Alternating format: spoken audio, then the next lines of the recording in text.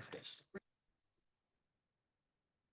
10 years, Jeremy, that I think both of us have been doing cold outreach. Yeah, that's damn right. A decade. And what I've discovered is a little bit frustrating.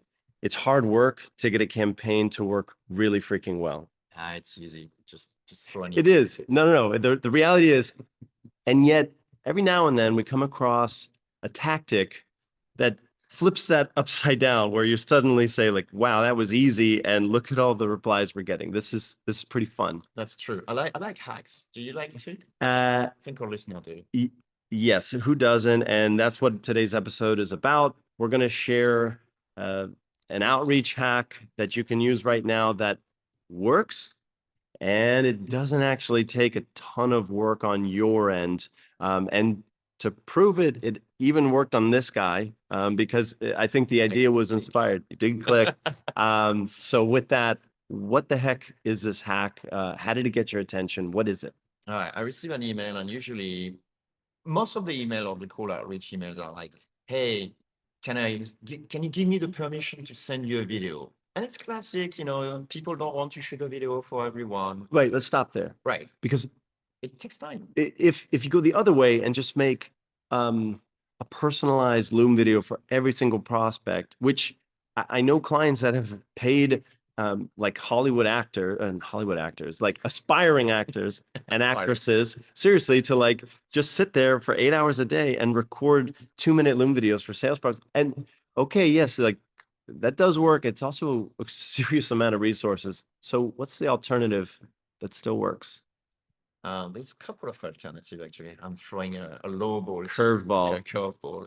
So the hack we're talking about is just basically send a Loom video, but that 404s. Yeah, 404s. Okay, oh, nice. Yeah, thanks. Basically, the link actually doesn't link to anything. So you basically either delete the video or you mangle the URL. So change one character. Yeah, change one character in the URL, and so people won't be able to access the video. So whoever click on it, is interested. Right, exactly. It's just like racking the shotgun. Exactly. Raising your hand, saying like, "Oh, I'm potentially interested." I clicked on it. It's amazing. So let's unpack that tactic so that at the end of the next 8 minutes, you will know, is this something worth testing on your side? How does it work?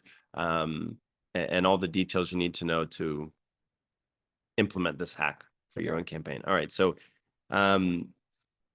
when is it appropriate to try this out? I imagine if you want to do like a quick sneak peek Loom video style campaign, right? Yeah, I mean, there's plenty of scenarios I can think of. Like, you want to test if your audience is potentially interested in a new tool or in a new thing. Like, hey, check this out. And you will also potentially pre-filter your list with sort of early adopters. That's the ones who are curious, who want to figure out like what is it that potentially have. So not necessarily the people who have problems, or also people who have problems. So it really depends. You can use it in a lot of ways. I'll give you a couple. So if, let's say, you're a PPC consultant, I've seen campaigns where the consultant will take a quick screen capture video and say, hey, company, let me share a few insights that I noticed on your landing page that you have. Currently, this headline can be a little bit more optimized to reduce your cost per click. And then this call to action needs to be repeated through the landing page. Hope this was helpful if you want more, right? And so you kind of use that as a way to give some value and strike up a conversation, assuming that you can press them with what you're seeing. I've actually used a kind of a similar-ish campaign for clients and whatever, and it works. So the consultant approach, you talked about the tool side. So you can say like, here's how companies are automating this. It's basically like, if you have to see it to believe it, try the Loom approach. Yeah, I like that one. How about this one, Jack? Imagine I'm saying like, hey, Jack, love what you're doing at SalesBread. Okay, of course. But hey, I know your competitors are doing XYZ. I shoot a video on how they're doing it. Are you interested? You want to take a look? Yeah, want to take a look. Yeah. So you would want to. Yeah, exactly. Perfect. So it's yet another way to add value to your conversation when reaching out to cold prospects. Okay. Yeah. So now we know how and where we can use it. Let's talk more how. Okay. One way is to sit there and record every video and share the Loom link there. But as we talked about, it takes a lot of work. That's not a hack. That's just like hardcore elbow grease. That's sales work that, you put in the sweat and you get the results. This way is a little different. How would you change that so that we can use this 404 approach now? So that's a good question. I think one thing I will definitely, it's tricky because on one way you would want to know if they clicked on it. So we'll enable link tracking, but at the same time, people will see this and may not click on it because they see it's like, oh, you're tracking my clicks. So this is a tricky side here.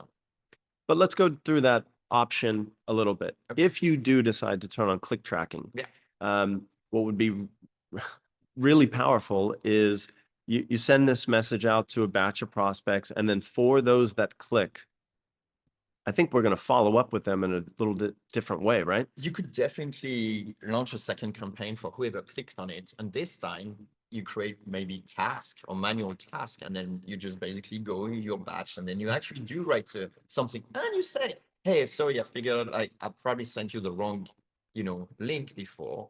Then here's the real one. Perfect. And you're gonna have some people who reply to you and say, hey, the link's not working. Those ones are great too. There you go. So you got like a sort of like first tier people who reply to you, and then second tier people who clicked on it. Yeah. But may not have said anything. So I've actually tested this campaign, and you're right. People will occasionally write back saying, hey, video's broke, link didn't work. And what's great is those replies are from prospects that have self-selected that I am interested in finding out more about this. And so therefore you've done a need analysis kind of, and therefore it's very much worth your while to sit there 5 minutes, do the screen recording, share it to them. You're going to have a lot more value in the time spent recording this way. Now, the tracking who clicked a link is very interesting as well. Would you actually do anything with a batch that did nothing? We couldn't see a click and we couldn't see a reply. What happens then? That's a good question. What would you do, Jack? I have a couple of ideas, but I want to hear yours. I would ditch the video effort, and I'd send a follow-up that did something completely different. Interesting. What I would probably do is send them a generic video. As a follow-up. Yeah, as a follow-up. Because I think the value really in the people who clicks is really the one who actually want to apply to their own stuff. So for example, the default one will be like, hey, I show you like, hey, this is how I do most of the thing or whatever. Yeah. Like it's more like generic. Right. It's like you could reuse this. But the question I really have for you, Jack, at this stage is why not use just AI? Like, some of the AI video tools with them with someone else on them, but you end up with the same generic. Yeah, you know what? That approach feels like today's crappy AI personalization to me, where it's like, loved reading your posts on top 10 ways B2B companies can increase sales. Thought it was excellent. Like we smell it, and frankly, right now, I don't trust those video AI tools to convey the message I want either, right? Just like we say with personalization, do it well or skip it completely and just label it as a generic, I didn't record this just for you. Yeah. Like you wanted to say that, but that for past clients or whatever, I think you will get a kick out of it. There you go. There you go. So that's more genuine as well. That's the relationship you want to develop, actually. You don't want to develop on, right. Well, that's where you do the full Yeah. So here's what's interesting. Is the whole reason we're having this conversation on the hack is it may be advantageous in terms of your reply rate, leads generated, to go I made this video for you, okay? As opposed to take a look at how this product works, take a look at, how I do this generic approach. So I think that's something that should be tested. Yeah. If I've seen campaigns, and you've actually shared one of them with me, I'll leave it anonymous right now, but the content of that video was so innovative, it was brand new, that frankly, they didn't have to say this is just for you. It was just like they picked a great list to send it to, and it was new and had a lot of curiosity baked in. If that's you, You might have the Right. luxury, yeah, go generic. Mhm. But I think this approach is probably going to get you better results than the, hey, do I have your permission to send this video over? Yeah, we heard it again and again and again. And again, like people may just want to check your video and what you have first. Yeah, So if you check the clicks, that gives you the idea of like people that may want to look at your video, but they don't really want to interact with you yet. You're there you go. on that permission. So if you send a follow-up with like, hey, really sorry, previous link was probably broken. Yeah. It's the real video. Yeah. It's kind of that's potential leads that will actually just reply to you after watching the video if they're interested. That's right. I have one other tip as we're at 10 minutes and 27 seconds.